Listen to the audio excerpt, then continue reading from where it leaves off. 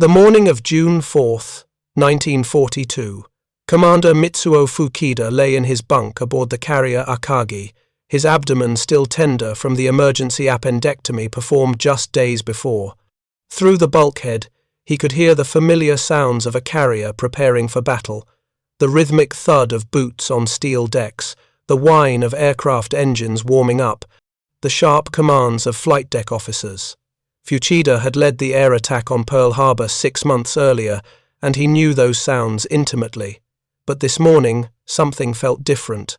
The intelligence briefings had been clear 4 American carriers, maybe 5 at most, somewhere northeast of Midway Atoll. The Kido Butai, Japan's elite carrier striking force, would find them, destroy them, and secure Japan's defensive perimeter across the Pacific. It was supposed to be another calculated strike, another demonstration of Japanese naval supremacy. What Fuchida and his fellow officers did not know, what they could not have known from their pre-war assumptions and intelligence estimates, was that their radar operators and reconnaissance pilots were about to reveal a truth so staggering it would fundamentally alter their understanding of the war they were fighting.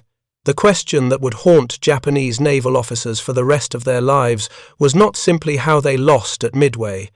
It was this: how had they so catastrophically misjudged the industrial and organizational capacity of their enemy? How had 4 carriers become 16 in the span of a single morning's reconnaissance? And what did this mathematical impossibility reveal about the war they had started? If you're enjoying this deep dive into the story, hit the subscribe button and let us know in the comments from where in the world you are watching from today. To understand the shock that Japanese officers experienced on that June morning, one must first understand the careful, methodical intelligence picture they had constructed in the months leading to Midway. Japanese naval intelligence, under the direction of Commander Chuichi Nakamura and Rear Admiral Matome Ugaki, had spent considerable effort tracking American carrier movements throughout the spring of 1942. Their analysis was based on multiple sources: radio intercepts, submarine sightings, and reports from Japanese consulates still operating in neutral ports. By late May, Japanese intelligence had identified the following American carriers in the Pacific: USS Enterprise, USS Hornet, USS Yorktown damaged at Coral Sea and presumed out of action for months, and possibly USS Saratoga, which had been torpedoed by a Japanese submarine in January and was believed to still be undergoing repairs in Bremerton, Washington. USS Lexington had been sunk at Coral Sea. USS Wasp was believed to be in the Atlantic. That left, by the most generous Japanese estimate, 3, perhaps 4 operational American carriers in the Pacific. This intelligence picture was not the product of laziness or incompetence. It was the result of systematic analysis by trained intelligence officers using the best information available to them. The problem was not that Japanese intelligence was poorly executed. The problem was that it was based on assumptions about American industrial capacity and damage control procedures that were fundamentally incorrect. Japanese carriers, when damaged, required months of repair work in well-equipped naval yards. Japanese industrial capacity was limited, every carrier was precious, and the loss of even one represented a significant blow to the fleet. Japanese officers naturally assumed that American carriers operated under similar constraints. They assumed that Yorktown, bombed at Coral Sea on May 8th, would require at least 3 months of repair work. They assumed that Saratoga, torpedoed in January, would still be in dock. They assumed, in short, that America's industrial base functioned like Japan's efficiently, but within the limits of a resource-constrained economy. These assumptions were embedded in Japan's entire strategic calculus for the Pacific War. Admiral Isoroku Yamamoto, commander of the combined fleet, had designed the Midway operation with a specific goal: to draw out and destroy the remaining American carriers, thereby securing Japan's defensive perimeter and forcing the United States to negotiate a settlement. Yamamoto was not a fool. He had served as a naval attaché in Washington and had traveled extensively in the United States. He understood American industrial potential better than most Japanese officers. He had opposed war with the United States, famously telling Prime Minister Fumimaro Konoe that he could run wild for 6 months to a year, but after that, he had no expectation of success. Yet even Yamamoto, with his knowledge of American capacity, appears to have underestimated the speed with which that capacity could be mobilized and applied to naval warfare. The Midway operation itself reflected Japanese confidence. Yamamoto assembled the most powerful naval force ever sent to sea by any nation. 11 battleships, 8 carriers, 23 cruisers, 65 destroyers, and approximately 350 aircraft. The plan was complex, involving multiple task forces approaching Midway from different directions, with a diversionary attack on the Aleutian Islands to draw American forces north. The main carrier striking force, under Vice Admiral Chuichi Nagumo, would approach Midway from the northwest, launch a devastating airstrike to neutralize the island's defenses, and then pivot to engage any American carriers that responded. Japanese planners expected the Americans to sortie with whatever carriers they had available, 3, perhaps 4 ships, and sail directly into the teeth of Nagumo's 6-carrier force. It would be a decisive engagement, a climactic battle in which Japan's superior training, experience, and tactical doctrine would overwhelm the outnumbered Americans. The intelligence assumptions underlying this plan were enshrined in the operational orders distributed to Japanese commanders before the fleet sailed. These orders specifically stated that American carrier strength in the Pacific was estimated at 3 operational carriers. 1 additional carrier might be made operational in time to participate, but this was considered unlikely. Japanese pilots and aircrew were briefed accordingly.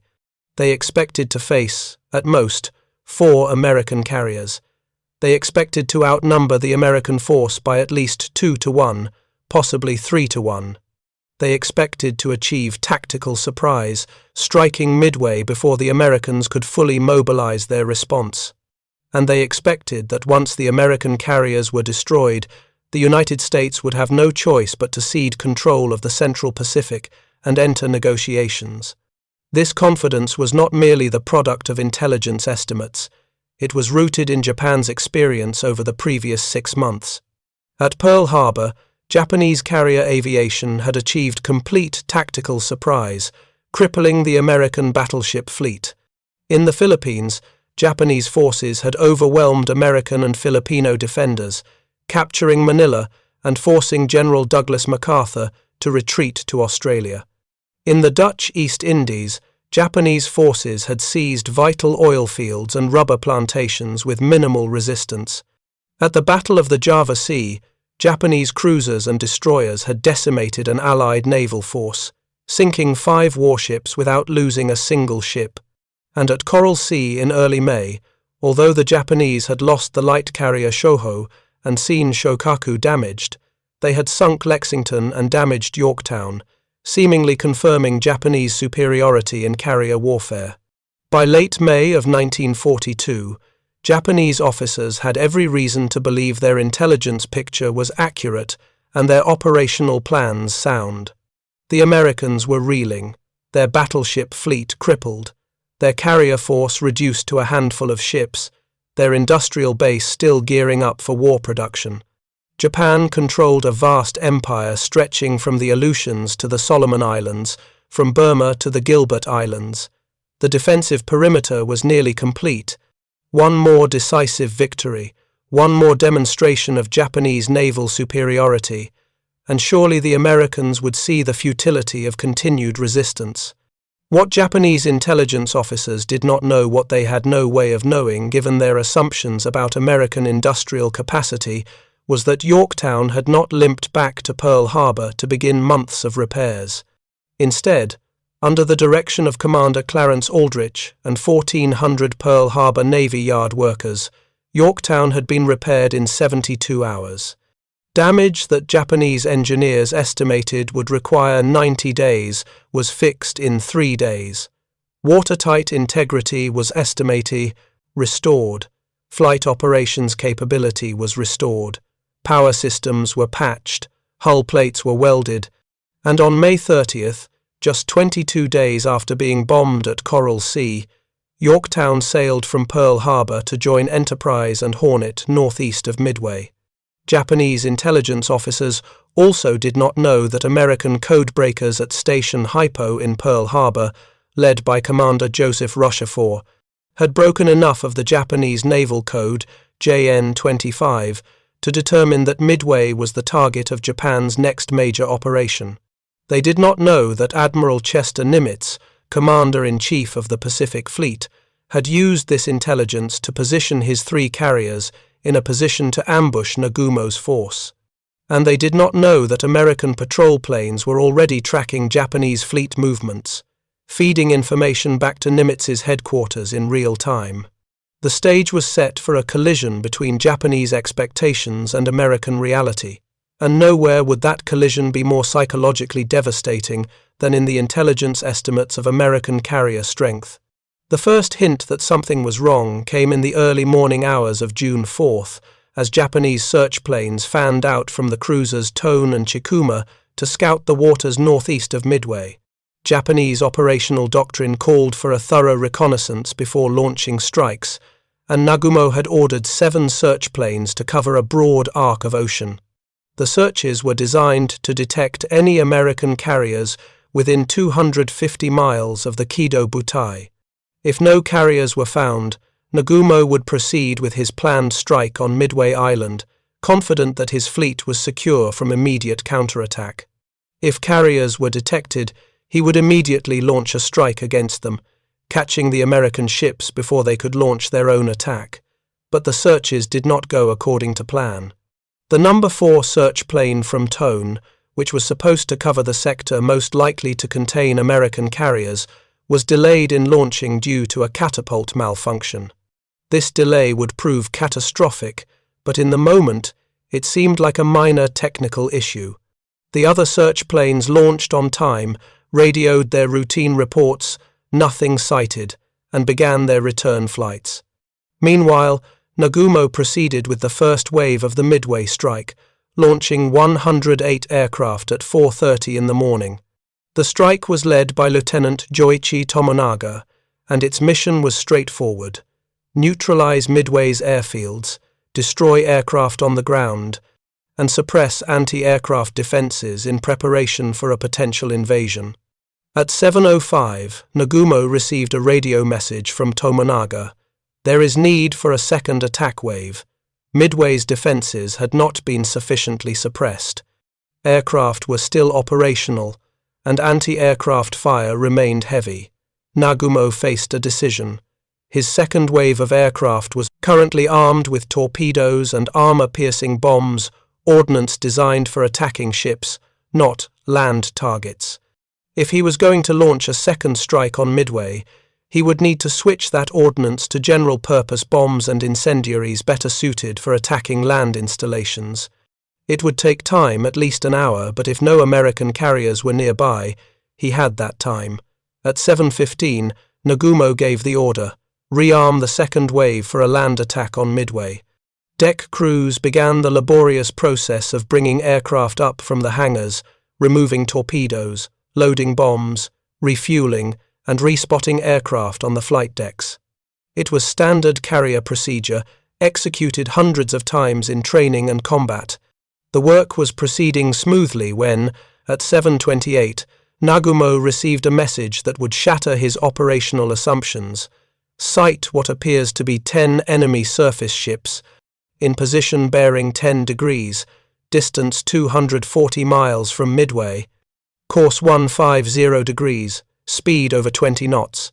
The message was from the delayed search plane from Tone, the one that had launched late due to the catapult malfunction. The pilot, Petty Officer First Class Amari, had finally reached his search area and spotted American ships, but the message was frustratingly vague. 10 surface ships, no mention of carriers. Were these battleships? Cruisers? Destroyers? Nagumo immediately radioed back, demanding clarification. Ascertain ship types and maintain contact. At 7:45, Amari responded. Enemy is composed of 5 cruisers and 5 destroyers. Cruisers and destroyers. No carriers. Nagumo breathed slightly easier. A cruiser-destroyer force posed no immediate threat to his carriers. He could complete the rearming of his second wave, recover the Midway strike force when it returned, and then deal with the American surface ships. But at 7:50, another message came from Amari, and this one made Nagumo's blood run cold. The enemy is accompanied by what appears to be a carrier bringing up the rear. 1 carrier. The message was tentative, appears to be, but it was enough. Nagumo immediately ordered deck crews to stop rearming aircraft for the land strike and begin switching back to torpedoes and armor-piercing bombs for an anti-ship attack. But this created a new problem.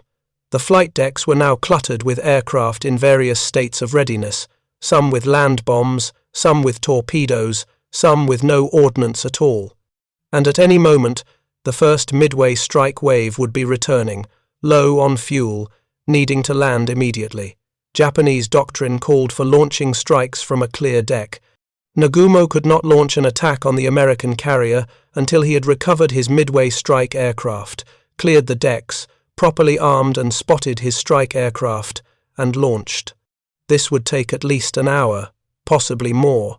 If you find this story engaging, please take a moment to subscribe and enable notifications. It helps us continue producing in-depth content like this. The tension aboard Akagi, Kaga, Hiru, and Soru was palpable. Officers and crew knew they were in a race against time. If they could get their strike launched before the American carrier could launch its own attack, they would maintain the tactical initiative.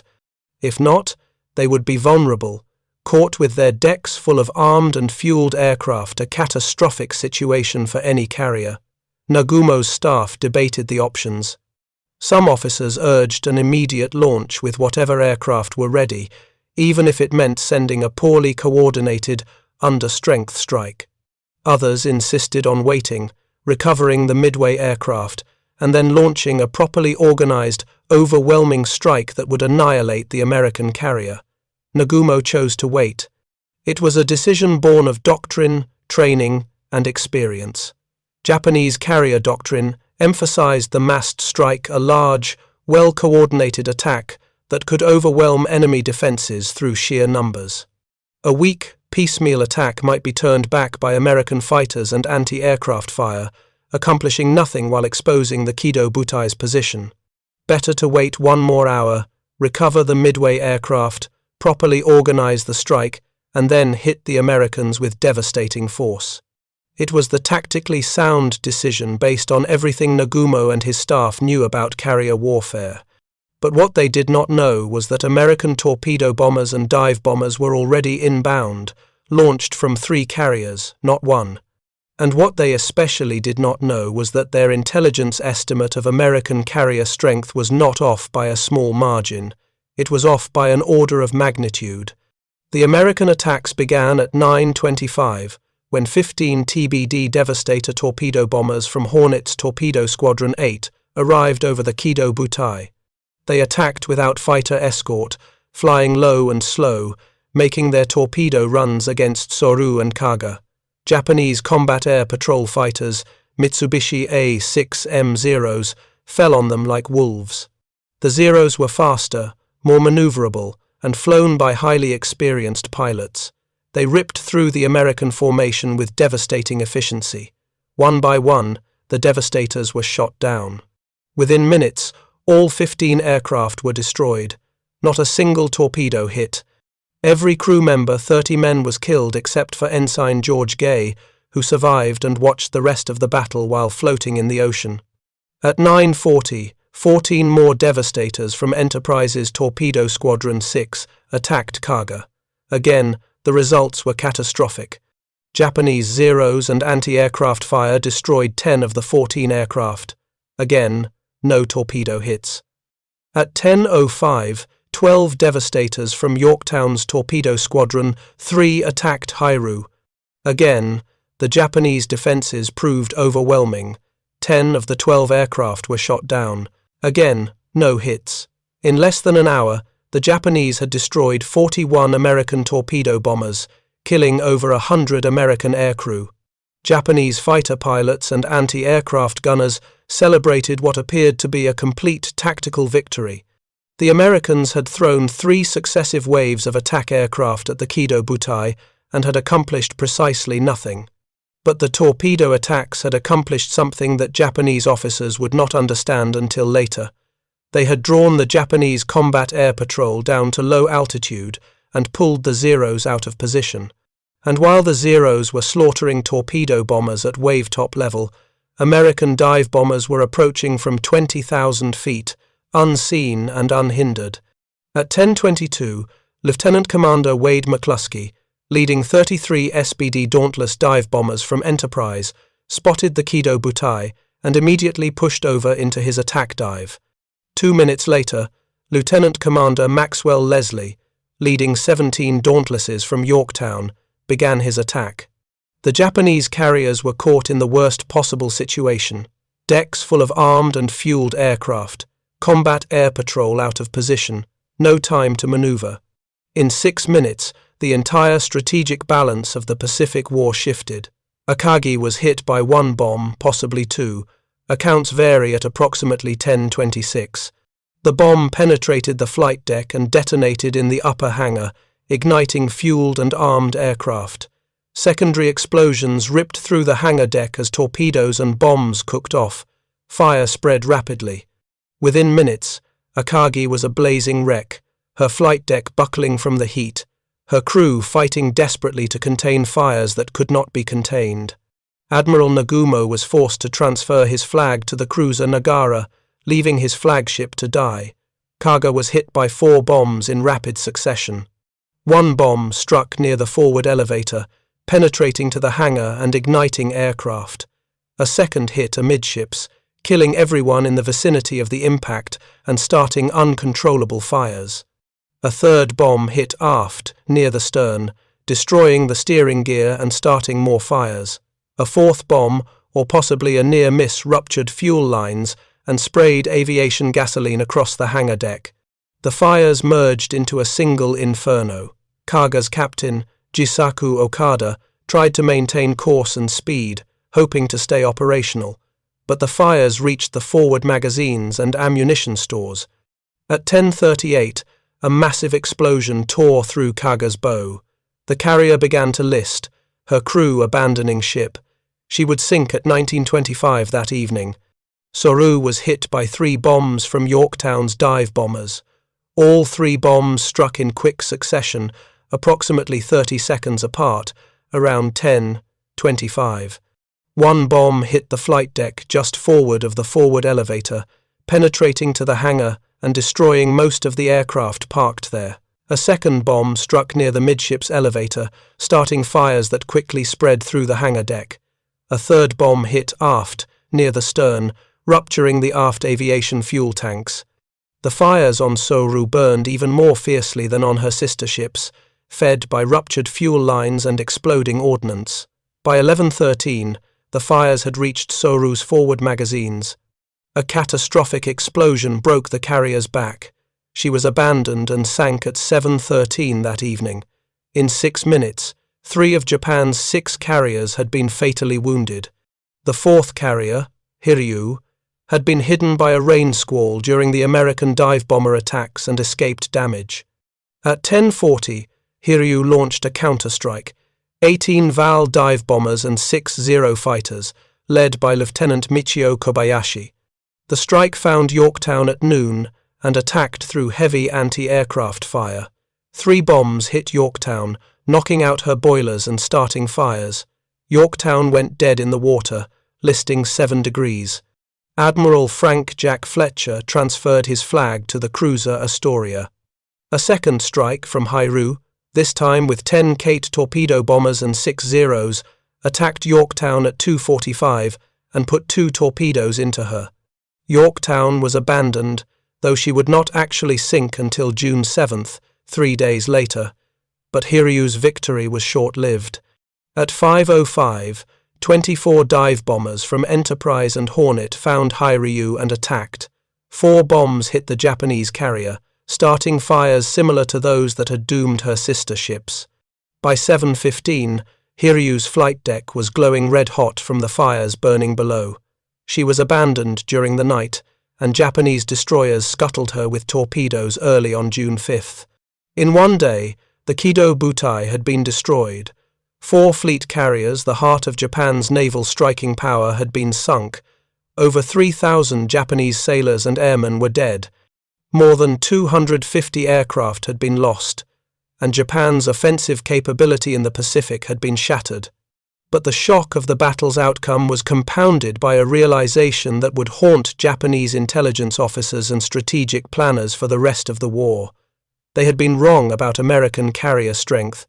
Not slightly wrong, not off by 1 carrier or 2 carriers.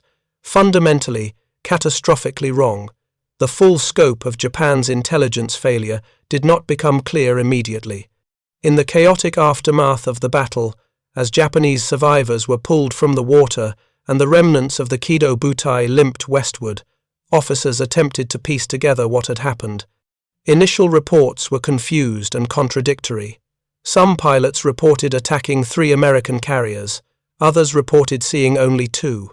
Radio intercepts suggested the presence of Enterprise, Hornet, and Yorktown 3 carriers, which matched the upper range of Japanese pre-battle estimates. For a brief moment, Japanese intelligence officers could console themselves with the thought that their estimates had been approximately correct. They had expected 3 to 4 carriers. 3 carriers had appeared. The intelligence picture, while tragic in its outcome, had not been fundamentally flawed. But as more intelligence was gathered in the weeks following Midway, a disturbing picture emerged. American radio traffic analysis suggested the presence of additional carrier groups operating in the Pacific. Submarine reports indicated carrier movements that did not match the known positions of Enterprise, Hornet, and Yorktown. By late June, Japanese intelligence was tracking what appeared to be 5, possibly 6 American carriers in the Pacific theater. By July, that number had grown to 7. By August, it was 9. And by September of 1942, just 3 months after Midway, Japanese intelligence was attempting to track 11 American fleet carriers and light carriers, nearly 3 times the number they had estimated before the battle. The mathematical impossibility of this situation became a source of intense debate within Japanese naval headquarters. How had the Americans produced so many carriers so quickly? Were these new construction ships rushed into service ahead of schedule? Were they converted merchantmen, hastily fitted with flight decks? Were they carriers that had been hidden in the Atlantic and rushed to the Pacific after Midway? The answers, when they finally came through intelligence reports and prisoner interrogations, were even more disturbing than the questions. Some of the carriers were indeed new construction. USS Essex, the lead ship of a new class of fleet carriers, had been commissioned on December 31, 1941, just weeks after Pearl Harbor. She arrived in the Pacific in May of 1943, but Essex was just the first. Her sister ships, Yorktown II, named after the carrier lost at Midway, Intrepid, Hornet II, Franklin, Ticonderoga, Randolph, Lexington II, Bunker Hill, Wasp II, Hancock, Bennington, Boxer, and dozens of others were already under construction or in the planning stages. The Essex-class program called for 32 carriers, all built to the same design, all capable of carrying 90 to 100 aircraft, all constructed using mass production techniques borrowed from American shipbuilding and automotive industries. But the Essex-class ships, while impressive, were not the source of the immediate post-Midway surge in American carrier strength. That surge came from a different source entirely: converted cruiser hulls. The American Independence-class light carriers were built on Cleveland-class light cruiser hulls that were already under construction when the United States entered the war. By reconfiguring the superstructure and adding a flight deck, American shipyards converted these cruiser hulls into light carriers capable of carrying 33 aircraft each. 9 Independence-class carriers were commissioned between January and December of 1943, providing the U.S. navy with a rapid infusion of flight decks, while the larger Essex-class ships were still under construction. Japanese intelligence officers studying these developments faced a cognitive dissonance that bordered on the surreal. Japan's largest and most modern shipyard, the Kure Naval Arsenal, could build one fleet carrier approximately every 18 to 24 months under wartime conditions. The Americans appeared to be commissioning carriers at a rate of one every 6 to 8 weeks. Japan's carrier construction program was constrained by shortages of steel, specialized equipment, and skilled labor. The Americans appeared to have no such constraints. Japan had begun the war with 10 carriers of all types, 6 fleet carriers, and 4 light carriers. By the end of 1942, 2 fleet carriers and 1 light carrier had been sunk, reducing Japan's operational carrier strength to 7. Meanwhile, American carrier strength had grown from 3 operational carriers at Midway to 11 carriers by the end of the year. The implications were staggering. Japan had planned for a war of attrition in which American carrier strength would be slowly ground down through superior Japanese tactics and training. Instead, Japan found itself in a war of industrial production in which every Japanese carrier lost was irreplaceable, while American carriers appeared to multiply like bacteria in a petri dish. The strategic calculus that had underpinned Japan's entire war plan achieve decisive victories in the first 6 months, establish a defensive perimeter, force the Americans to negotiate, had been based on a fundamental misunderstanding of American industrial capacity. Nowhere was this misunderstanding more evident than in the experiences of Japanese prisoners of war and intelligence officers who interrogated American prisoners. Lieutenant Commander Yahachi Tanabe, captain of the submarine 168 which sank Yorktown after the battle, was captured in 1944 after his submarine was depth-charged and forced to surface. During his interrogation and subsequent imprisonment, Tanabe had numerous conversations with American naval officers and enlisted men. What shocked him was not American tactical doctrine or training. Japanese training was arguably superior throughout most of the war, but rather the casual confidence with which American sailors discussed their material superiority.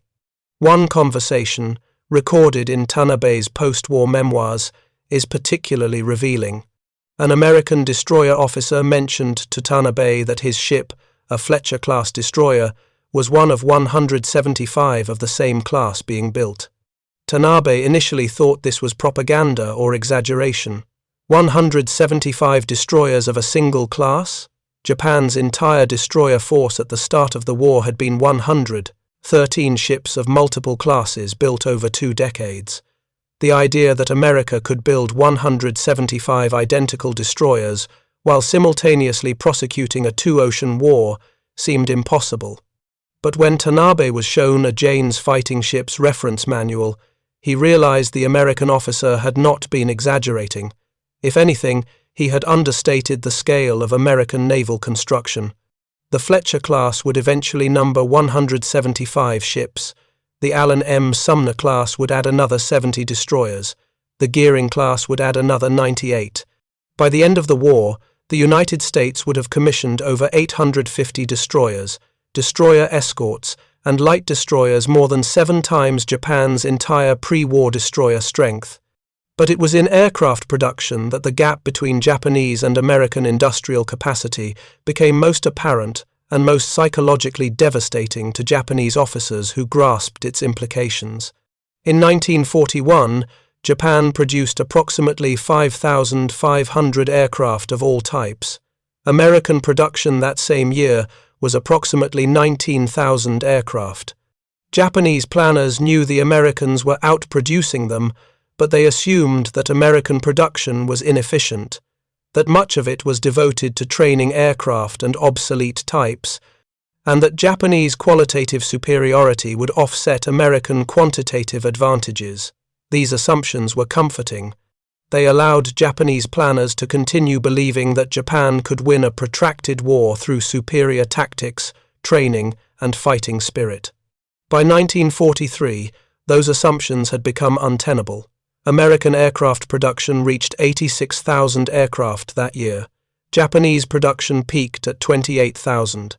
But the gap was not merely quantitative.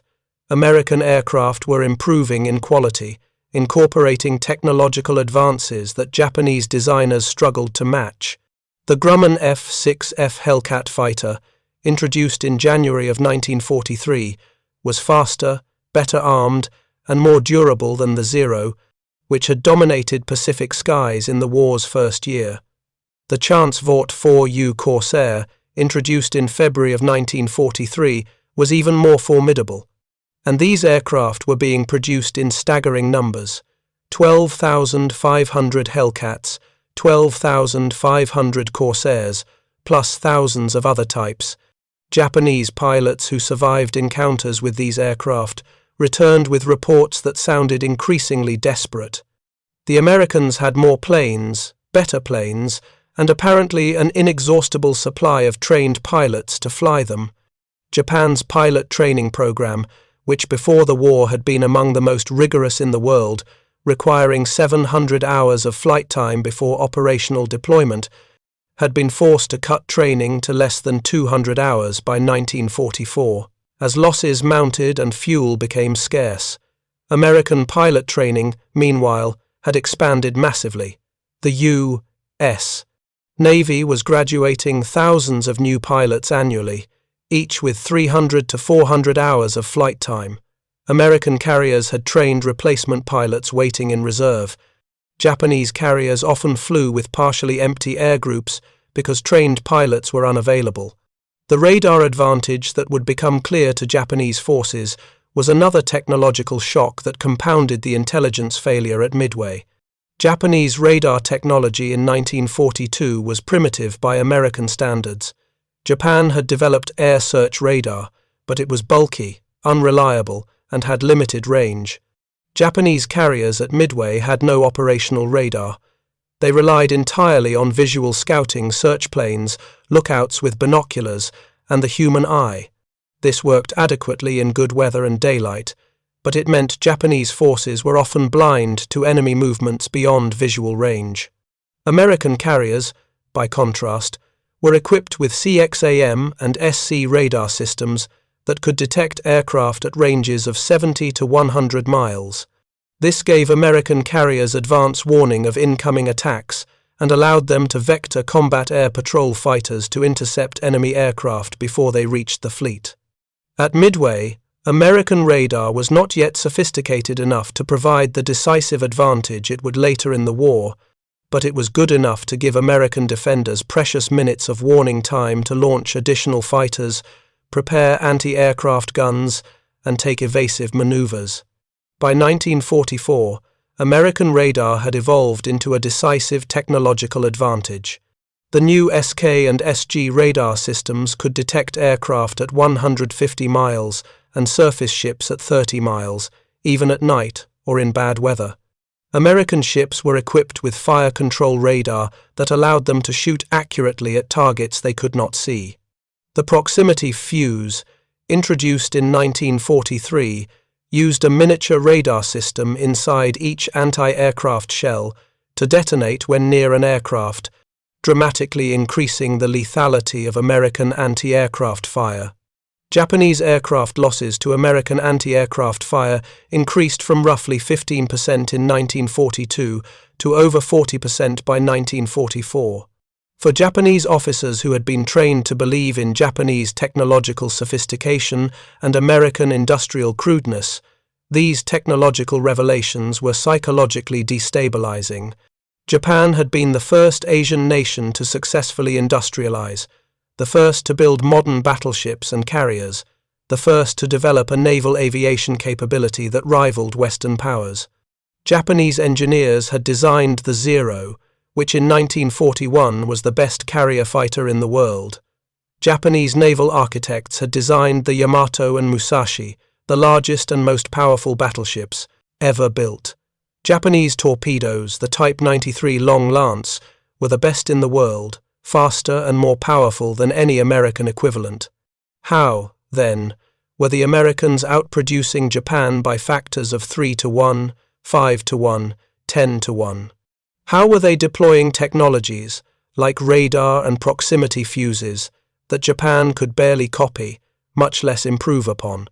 The answer, which some Japanese officers began to grasp by mid-1943, was that Japan had fundamentally misunderstood the nature of modern industrial warfare. Japan's military-industrial complex was organized around craftsmanship and quality-skilled workers, building small numbers of highly sophisticated weapons. This approach worked well for building battleships like Yamato, which took nearly 4 years to construct and was a masterpiece of naval architecture, but it did not scale. American industrial production was organized around mass production and standardization, thousands of semi-skilled workers using specialized machinery to build large numbers of adequate weapons. An Essex-class carrier was not as beautifully designed as a Shokaku-class carrier, but an Essex-class carrier could be built in 15 to 18 months versus 30 months for a Shokaku-class, and the Americans could build 20 Essex-class carriers, while Japan struggled to complete 2 Shokakus.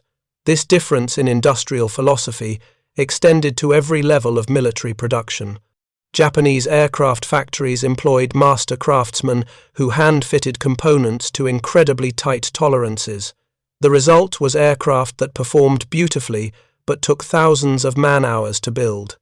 American aircraft factories used assembly line techniques, interchangeable parts, and less skilled labor. The result was aircraft that were adequate rather than exceptional, but could be produced in overwhelming numbers. A Zero took approximately 5,000 man-hours to build.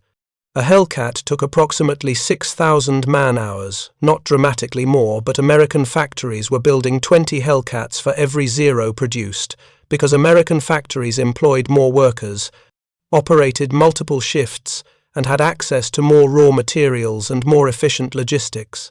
The logistical dimension of American industrial superiority was itself a source of shock to Japanese officers. Japan's logistics system was fragile, dependent on long maritime supply lines that stretched across thousands of miles of ocean.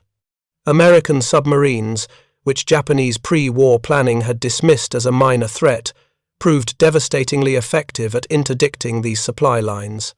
By 1944, Japan was losing merchant ships faster than they could be replaced, and raw materials that Japan desperately needed, oil from the Dutch East Indies, rubber from Malaya, iron ore from China, were not reaching Japanese factories in sufficient quantities. Meanwhile, American logistics seemed almost supernatural in its attachment, efficiency. American carriers operated with a fleet train of oilers, ammunition ships, supply ships, and repair vessels that allowed them to remain at sea for weeks at a time. When an American carrier needed fuel, an oiler would pull alongside and pump thousands of gallons while both ships steamed in formation. When an American carrier needed ammunition, an ammunition ship would conduct an underway replenishment, transferring bombs and bullets while at sea. Japanese carriers had to return to port for refueling and rearming, losing operational time and exposing themselves to submarine attack during transit. If you find this story engaging, please take a moment to subscribe and enable notifications. It helps us continue producing in-depth content like this. The cumulative psychological effect of these revelations, industrial capacity, technological sophistication, logistical efficiency, was a kind of cognitive dissonance that Japanese officers struggled to process. Rear Admiral Matomi Ugaki, Yamamoto's chief of staff, wrote in his diary in late 1942, "We are like a man fighting a giant. We strike him, and he does not fall. We strike him again, and he grows stronger. How can we defeat an enemy who replaces every loss twice over?" Captain Atsushi Oi, a staff officer in the Naval General Staff, wrote in his post-war memoir, "We realized too late that we had not been fighting a war. We had been fighting an industrial system, and that system was inexhaustible." This realization that Japan was fighting not merely the American military but the entire American economic system led to a strategic despair among some Japanese officers that bordered on nihilism.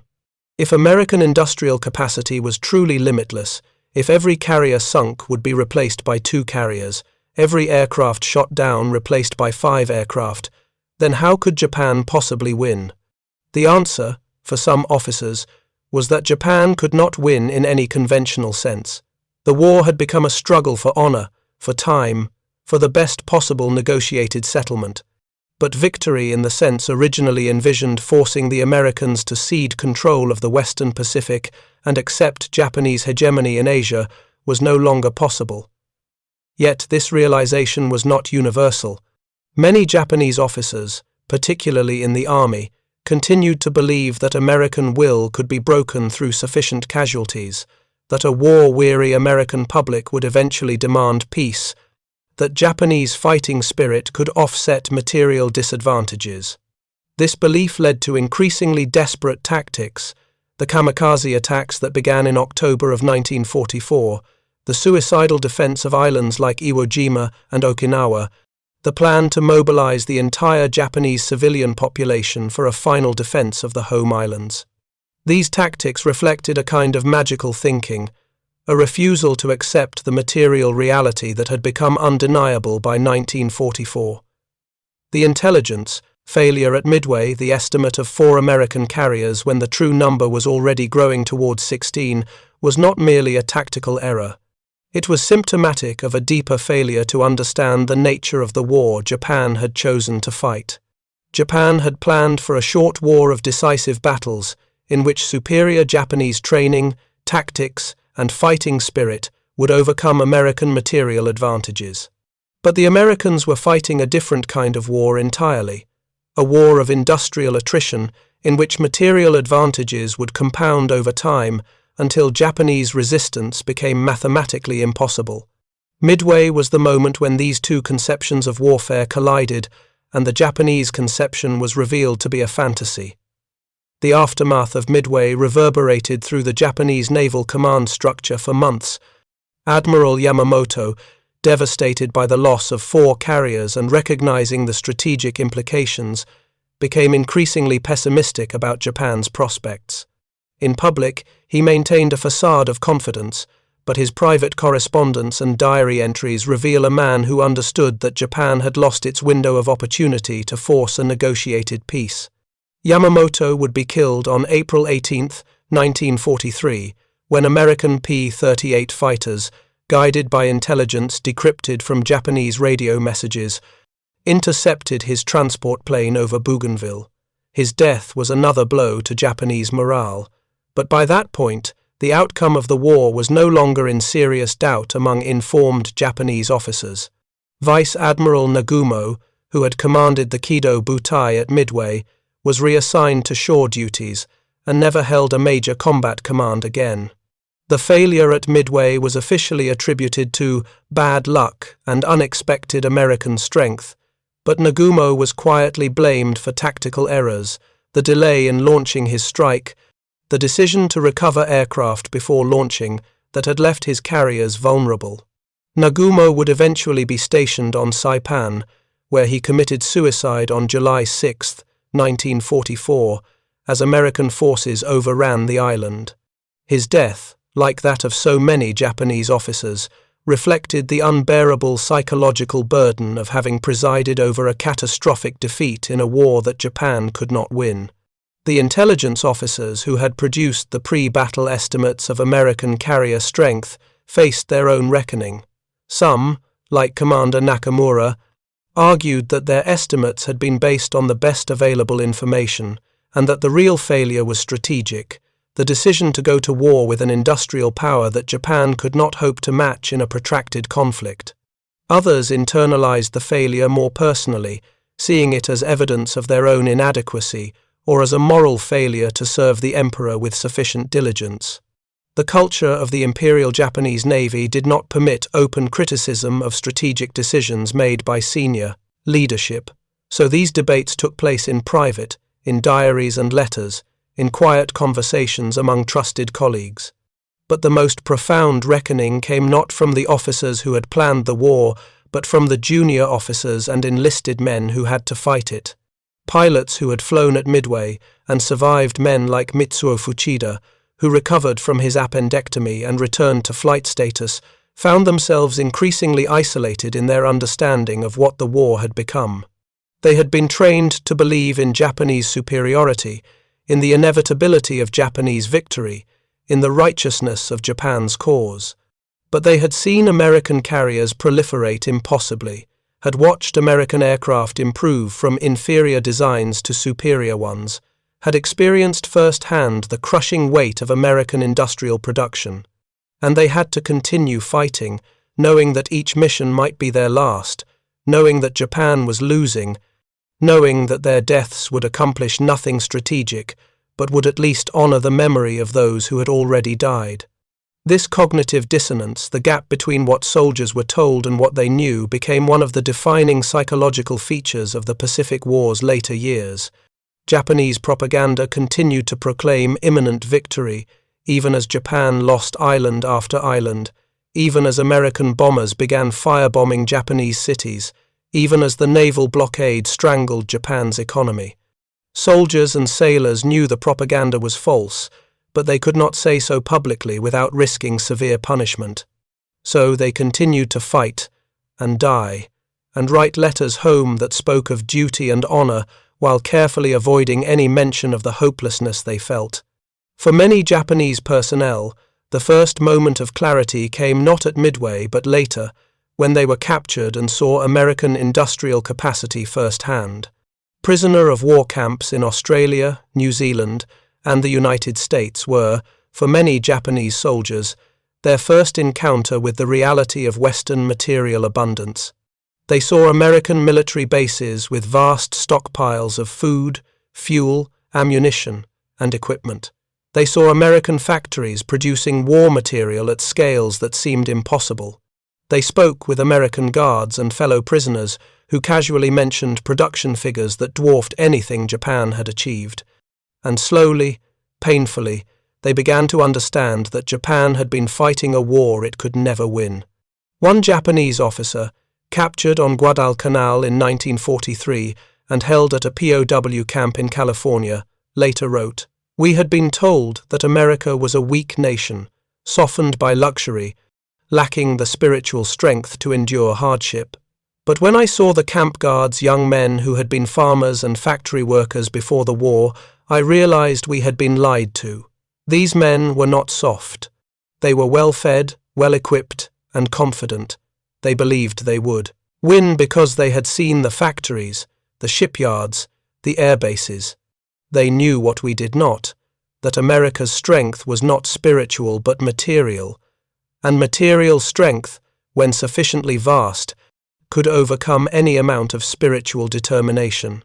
This realization that material factors matter more than spiritual ones in modern war was perhaps the most psychologically devastating aspect of Japan's defeat. Japanese military culture had been built on the samurai ethic, the belief that willpower and discipline could overcome physical obstacles, that death before dishonor was the highest virtue, that spiritual strength was superior to material wealth. The Pacific War revealed this belief to be, if not entirely false, then at least insufficient in the face of an enemy who could produce 16 carriers when you had estimated 4, who could replace every loss faster than you could inflict losses, who could deploy technologies you could barely comprehend, much less counter. The story of Midway, the intelligence failure, the battle itself, the slow dawning realization of what American industrial capacity truly meant, is ultimately a story about the collision between two worldviews.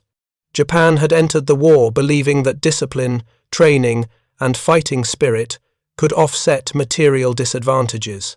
The United States had entered the war believing that industrial production, technological innovation, and logistical efficiency would eventually grind down any opponent.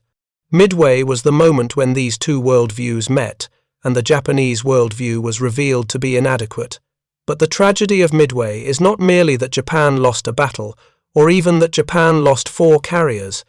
The tragedy is that Japan's leadership did not, or could not, change course after the battle. A rational assessment of the strategic situation after Midway would have concluded that Japan could not win a war of attrition against the United States and should seek a negotiated peace before conditions worsened. But such a negotiation was politically impossible within the structure of Imperial Japan's government. The military officers who had started the war could not admit they had made a catastrophic error. The emperor could not question the military's judgment without undermining the entire political structure of the state.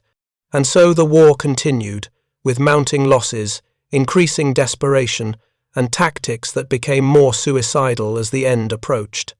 The intelligence estimate of 4 American carriers at Midway was not just wrong in a technical sense, it was wrong in a deeper, more fundamental way.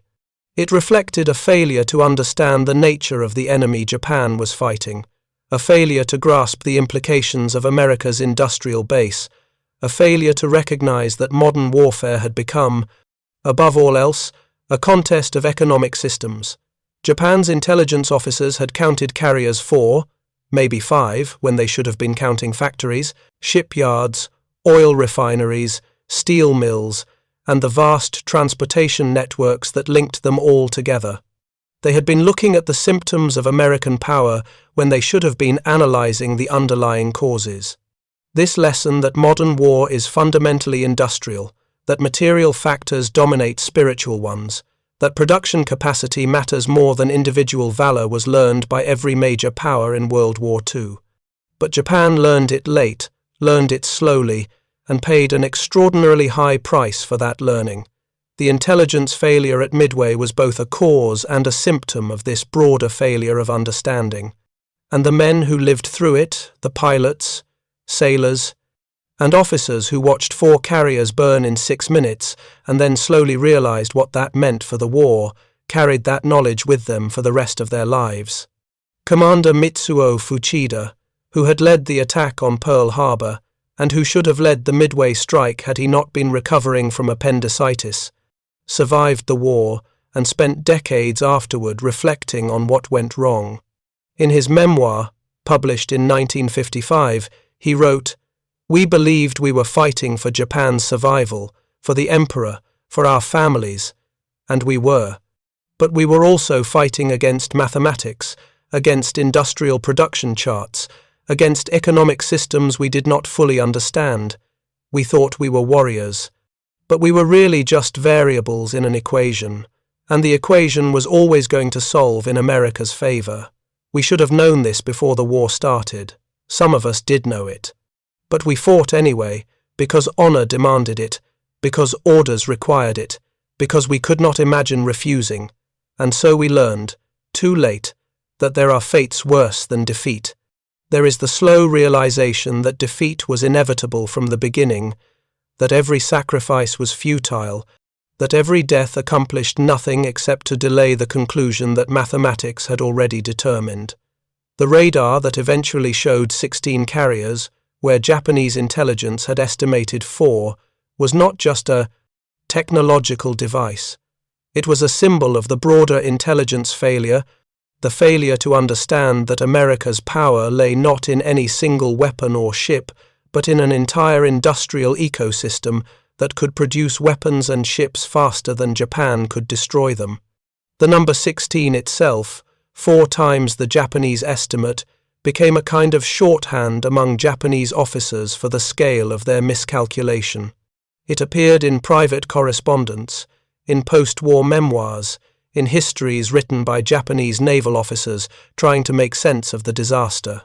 It represented not just a tactical surprise but an epistemological crisis, a moment when the foundations of Japanese strategic thinking crumbled and revealed themselves to have been built on sand. For the United States, Midway was a turning point, the battle that shifted momentum in the Pacific and began the long road to Tokyo. But for Japan, Midway was something else. It was the moment when the future became visible, when the arithmetic of industrial war revealed itself, when the inevitable end of the war became clear to anyone willing to see it, that most Japanese officers and soldiers were not willing or able to see it, that the war continued for 3 more years of escalating horror, that millions more would die in battles and bombings that changed nothing strategically, This was the real tragedy of Midway, far more profound than the loss of 4 carriers or 3,000 men. The estimate of 4 carriers, the reality of 16, and the slow, painful realization of what that gap represented. This is the story of Midway and of the Pacific War itself. It is a story about the limits of courage in the face of mathematics, about the insufficiency of spirit when confronted by steel, about the price of fighting a war you cannot win but cannot stop fighting. And it is a story that echoes through history, a warning about the dangers of self-deception, about the importance of accurate intelligence, and about the terrible consequences when nations go to war without fully understanding the enemy they face. Thank you for watching. For more detailed historical breakdowns, check out the other videos on your screen now and don't forget to subscribe.